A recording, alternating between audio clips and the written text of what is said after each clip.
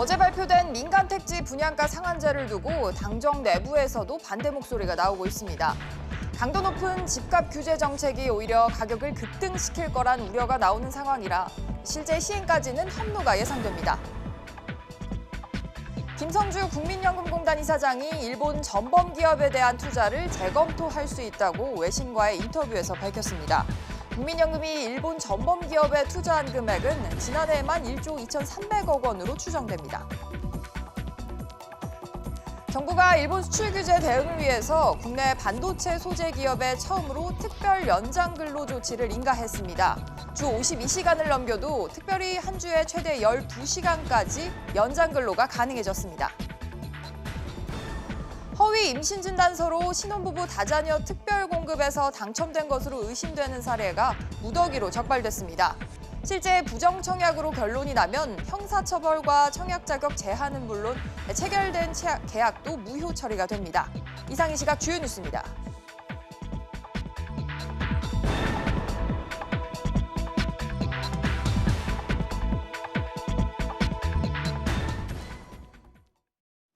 (8월 13일) 화요일 백브리핑 시시각각 시작합니다. 첫 소식입니다.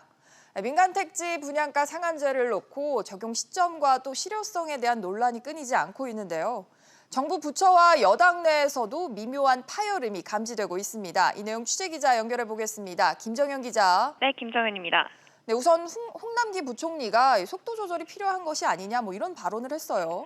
네, 홍남기 경제부총리는 어제 디스플레이 업계와의 간담회를 마친 뒤 기자들과 만나 분양가 상한제는 효과도 있지만 나름대로 단점도 명확하다며 향후 경제 상황을 감안해 실제로 적용할지에 대해서는 별도 협의가 필요하다고 말했습니다. 분양가 상한제를 시행하려면 기재부를 포함한 관계부처와 충분히 협의해야 한다는 메시지인 건데요. 그간 기재부는 분양가 상한제 확대가 건설 투자를 위축시켜 경제 활성화에 걸림돌이 될 수 있다는 우려를 국토부에 전달해왔습니다. 하지만 상한제 발표를 미뤄달라는 기재부의 요구에 국토부는 시중 유동성이 풍부하고 기준금리가 인하돼 집값 상승 가능성이 높다며 이를 강행한 것으로 전해졌습니다. 한편으로는 여당 내에서도 반대하는 목소리들이 나오고 있죠.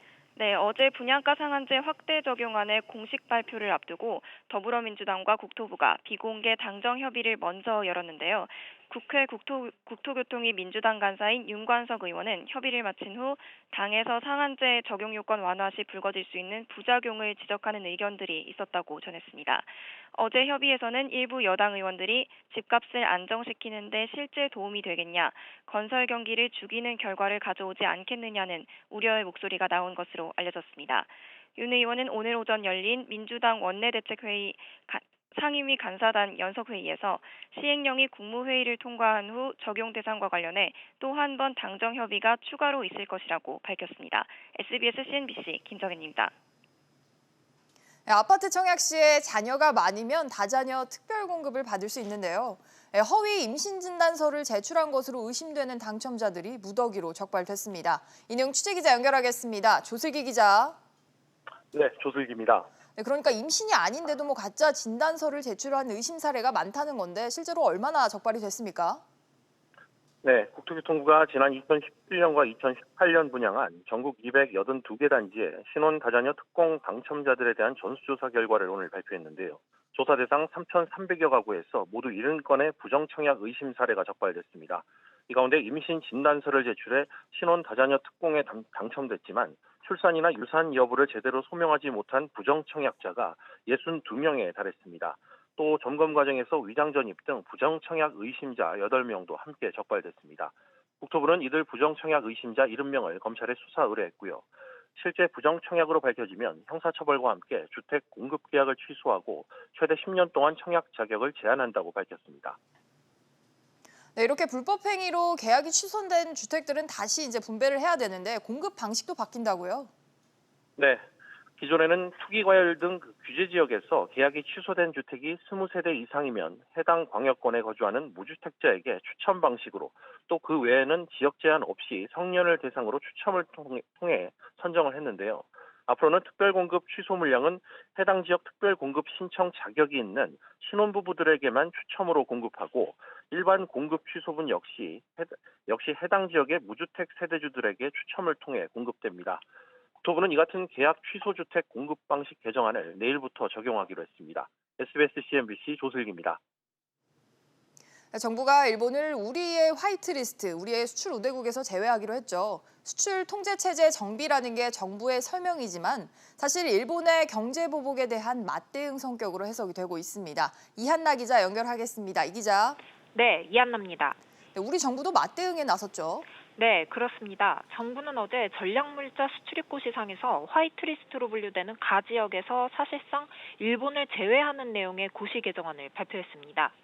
이번 개정안에서 4대 국제 수출 통제 체제에 모두 가입한 국가들이 속한 기존 가 지역을 가의 1, 가의 2로 나눴는데요. 기존 국가들은 가의 1로 분류하지만 일본은 가의 2로 넣었습니다. 가의 2에 속하게 되는 일본은 신청 서류나 심사기간 간소화 등 우대 조치가 없어지는데요. 일본이 수출 통제를 받게 된 이유 성윤모 장관의 발언 들어보시죠. 신설되는 가의 2 지역에는 4대 국제 수출 통제 가입 국가 중 국제 수출 통제 원칙에 맞지 않게 수출 통제 제도를 운영하는 국가가 포함될 것입니다. 이번 개정안은 앞으로 20일간의 관련 절차를 거쳐 다음 달 시행됩니다. 네, 그렇군요. 그런데 이렇게 맞대응 성격의 조치를 내놓긴 했지만 사실 수위는 정부가 조절을 하고 있죠. 네, 문재인 대통령은 일본 수출 규제에 대해 냉정한 대응을 주문했습니다. 문 대통령은 어제 열린 수석 보좌관 회의에서 일본의 경제 보복에 대한 우리의 대응은 감정적이어선 안 된다고 강조했습니다. 한편 김현종 청와대 국가안보실 2차장은 어제 일본의 한국 수출 규제에 대해 우리한테 진짜 영향을 미치는 전략물자는 손 한 줌 된다고 말했습니다. 일본이 화이트리스트에서 한국을 배제했지만 당장 국내 경제에 미치는 타격은 크지 않은 만큼 충분히 대응이 가능하다는 뜻으로 풀이됩니다. SBS CNBC 이한나입니다. 더불어민주당과 정부가 내년 예산안을 확장적 기조로 편성하기로 했습니다. 일본 수출 규제에 대응하는 예산도 과감히 늘리기로 했는데요. 취재 기자 연결해 보겠습니다. 장가희 기자. 네, 장가입니다. 네, 당정이 내년도 예산 방안 규모와 또 편성 방안에 대해서 확장적 재정 기조로 편성을 하기로 했다고요. 네, 그렇습니다. 더불어민주당과 정부는 오늘 오전 당정 협의를 열고 이같이 결정했습니다.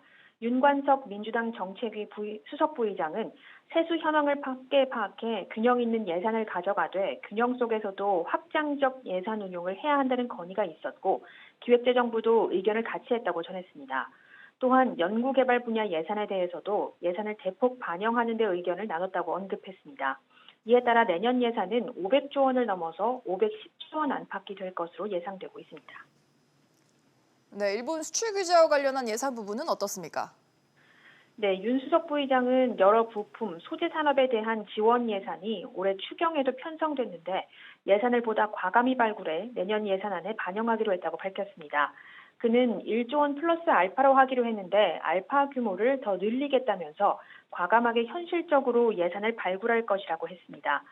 윤 수석 부의장은 그 외 나머지 부분은 상임위원회 간사들이 제시한 예산안을 정부 부처에서 논의한 뒤 추후 다시 한번 당정 협의를 하기로 했다면서 오늘 회의에서 예산 증액 규모 등의 숫자는 논의되지 않았다고 전했습니다. SBS CNBC 장가입니다. 정부가 일본의 수출 규제에 대응해서 국내 기업에 처음으로 특별 연장 근로 조치를 인가했습니다. 인가를 받은 기업은 주 52시간제를 초과해서 근로를 할 수 있게 되는 건데요. 취재 기자 연결해보죠. 신윤철 기자. 네, 신윤철입니다. 네, 정부가 주 52시간 예외를 허용하는 특별 연장 근로를 처음으로 인가를 했는데 지난달 예고한 데 따른 시행인 거죠?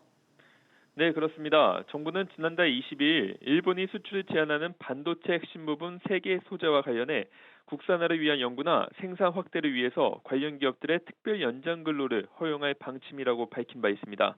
고용노동부에 따르면 지난 9일 처음으로 특별 연장 근로 인가를 받은 사례가 나왔는데요. 직원 380명 규모의 반도체 소재 중소기업으로 이 중 연구개발을 담당하는 직원 14명에 대한 특별 연장 근로가 허용됐습니다.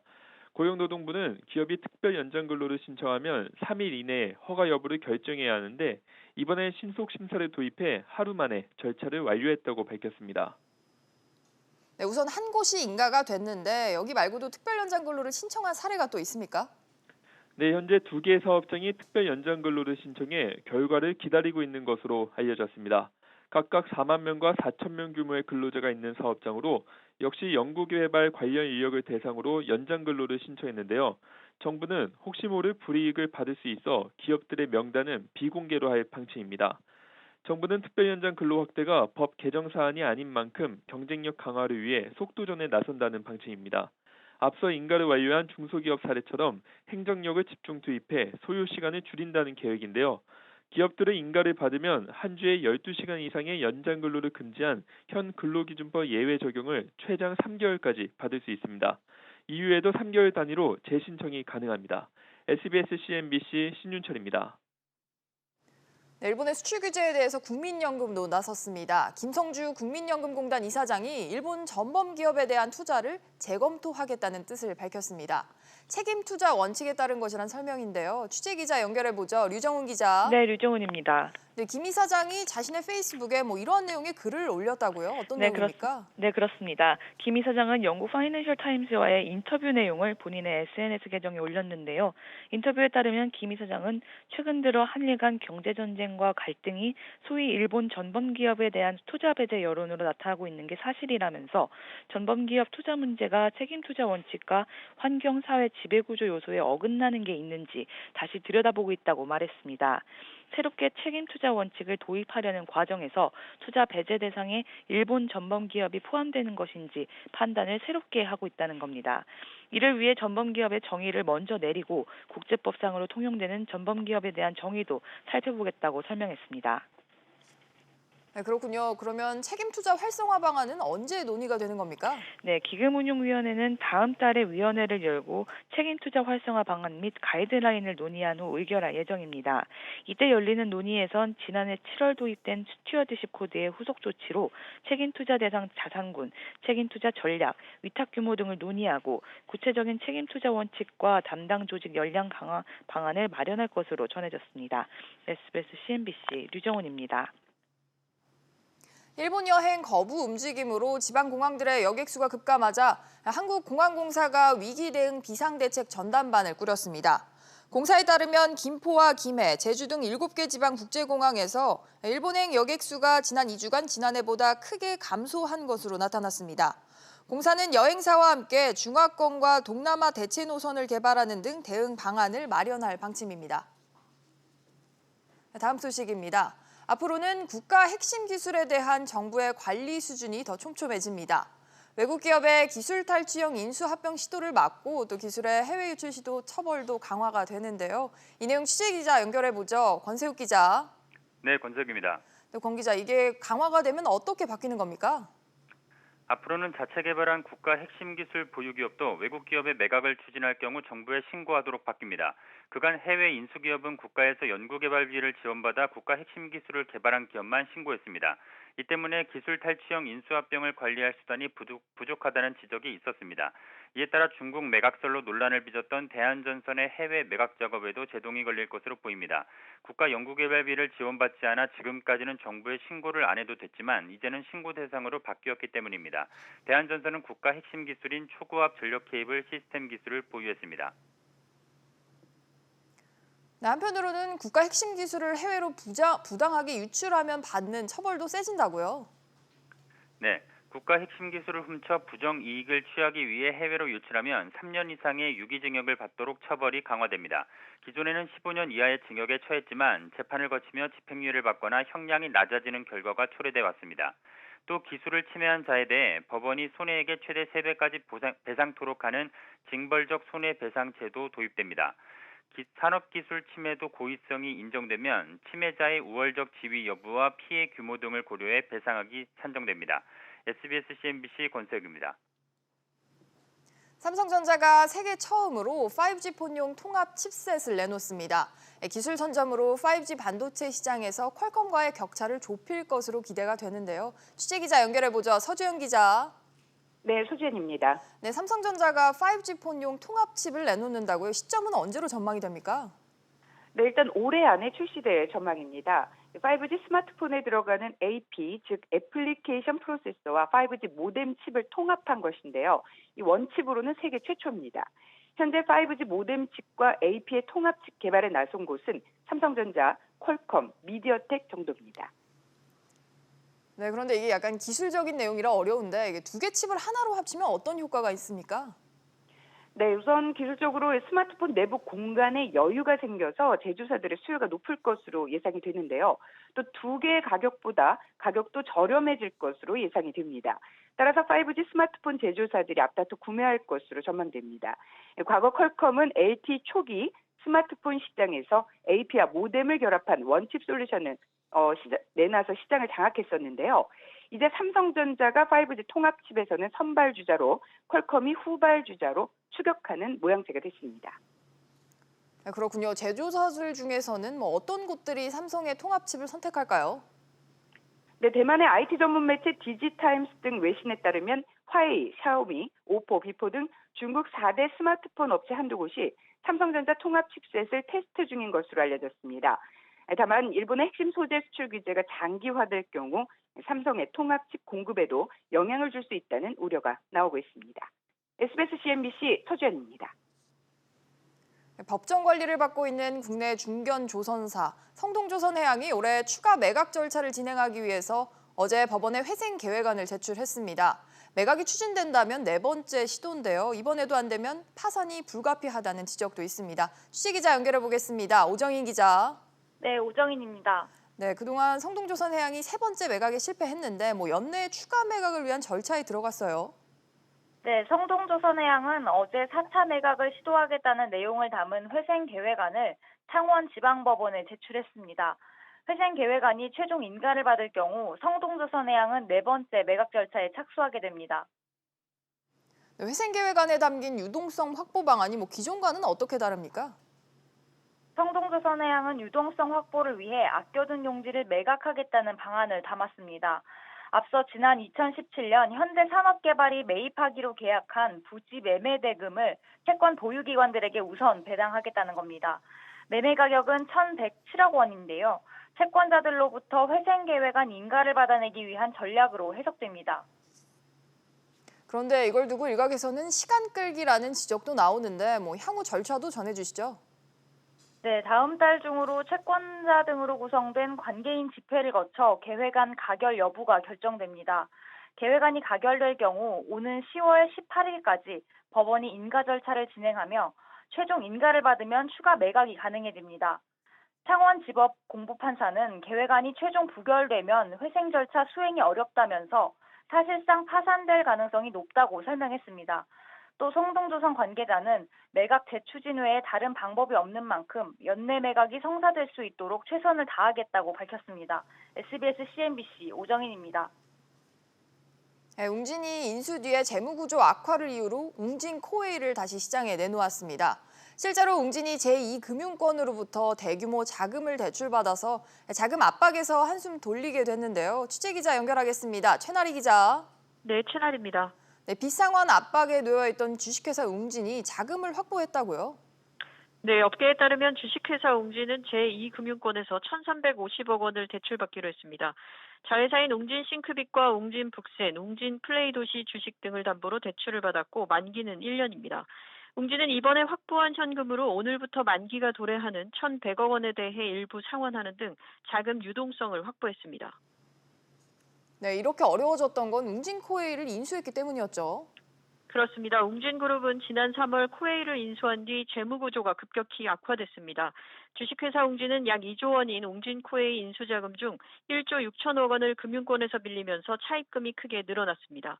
또 웅진에너지가 지난 6월 경영난으로 법정 관리에 들어가 재무구조는 더욱 악화됐습니다. 여기에 신용도 악화로 자금 조달 여건마저 나빠진 상황입니다. 네, 그렇군요. 현재는 결국 웅진코웨이를 매물로 내놓은 상황이죠? 네, 앞서 웅진그룹은 인수한 지 3개월 만에 웅진코웨이를 매각할 방침을 내놨습니다. 웅진은 곧 웅진코웨이 매각 작업을 진행할 계획입니다. SBS CNBC 최나리입니다. 다음 소식입니다. 대규모 손실이 예상돼서 논란이 일고 있는 금리 연계 파생 상품, DLS, DLF 요즘 많이 들어보셨을 텐데요. 문제가 커지자 금융당국이 전수조사에 착수한 상태입니다. 그런데 이미 일부 투자자들이 금융당국에 민원을 제기했고 현재 분쟁 조정 절차가 진행 중인 것으로 확인됐습니다. 취재기자 연결해 보겠습니다. 손석우 기자. 네, 금융감독원에 나와 있습니다. 네, 당국에 조정을 신청한 투자자들은 지금 얼마로 집계가 됩니까? 금융감독원의 민원을 제기해 분쟁 조정이 진행 중인 투자자들은 현재 4명입니다. 이들 모두 금리연계 파생결합증권 DLS를 사모펀드로 판매하는 파생결합펀드 DLF를 하나은행을 통해서 투자하게 된 투자자들입니다. 이들은 모두 하나은행이 상품 판매 당시에 원금 손실 발생에 관한 충분한 설명이 없이 상품을 권유해서 판매했다는 이른바 불안전 판매를 주장하고 있습니다. 이들 가운데에는 2억 원을 투자했다가 7천만 원가량의 확정 손실을 입고 민원을 제기한 사례도 있었습니다. 우리 은행을 통해 투자한 분쟁 조정 민원도 한 건이 있었는데 당사자 간 협의가 돼서 취하된 것으로 확인됐습니다. 네, 조정이 진행 중인 4건은 현재 어떤 절차를 밟고 있습니까?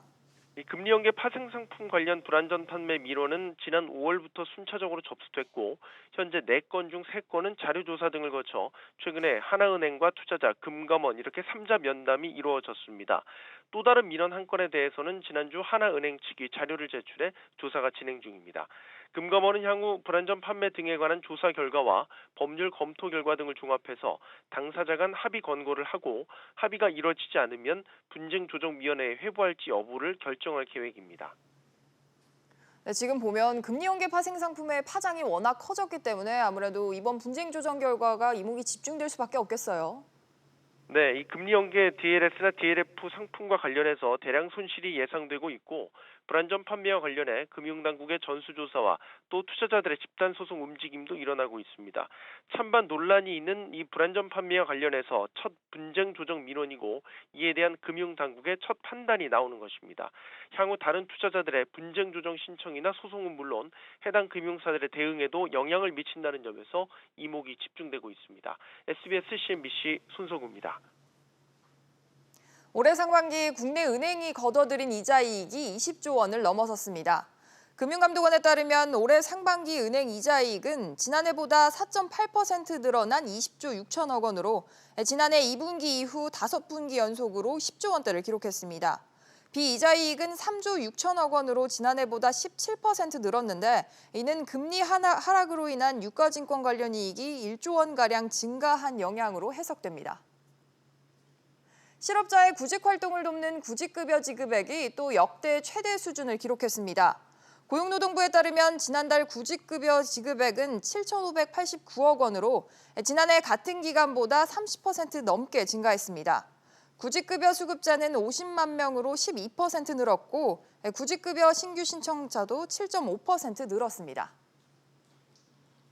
이마트가 주가 안정화를 통한 주주가치 제고를 위해서 자사주 매입에 나섭니다. 이마트는 발행 주식 총수의 3.23%에 해당하는 자기 주식 90만 주를 949억 5천만 원에 취득하기로 결정했다고 공시했습니다. 이마트의 자사주 매입은 지난 2011년 신세계에서 기업 분할을 통해 별도 상장한 이후 처음입니다. 증시 상황입니다. 오늘 국내 증시 하락세를 보여주고 있습니다. 지금 코스피가 0.6% 하락세를 보이며 1929포인트 나타내고 있고요. 코스닥 역시 0.6% 하락세로 590포인트 나타내고 있습니다. 오늘 눈에 띄는 종목들 함께 살펴보시죠. 먼저 삼성전자부터 살펴보도록 하겠습니다. 전 세계 반도체 시장이 부진을 이어지는 가운데 삼성전자가 1위 업체인 인텔과 격차를 다시 좁혔다는 분석이 나왔습니다. 여기에 더해서 세계 첫 5G용 통합 칩색을 내놓는다는 소식 올라왔지만 외국계 창구에서 매도세가 이어지고 있는데요. 오늘 1.14% 하락세 보여주고 있습니다. 그런가 하면 건설주가 약세를 보여주고 있습니다. 지금 분양가 상한제가 시행됨에 따라서 주택 실적 우려가 제기되면서 건설주가 약세 보여주고 있는데요. 대림산업은 5.5%, GS건설 5.7% 내림세 보여주고 있습니다. 그런가 하면 삼성바이오로직스는 이틀째 상승세입니다. 3공장의 첨단 기술을 적용해서 제품 생산 기간을 최대 30% 단축하는 데 성공했다고 하는데요. 오늘 0.17% 오름세를 보이며 28만 9,500원에 거래가 되고 있습니다. 마지막으로 웅진 보도록 하겠습니다. 웅진 싱크빅 주식 등을 담보로 상환 자금을 조달해서 유동성 위기에 급한 불은 껐다고 하는데요. 이 소식에 오늘 1%가량 오름세 보여주고 있습니다. 지금까지 증시 상황이었습니다. 오늘 준비한 소식은 여기까지입니다. 시청해주신 여러분 고맙습니다.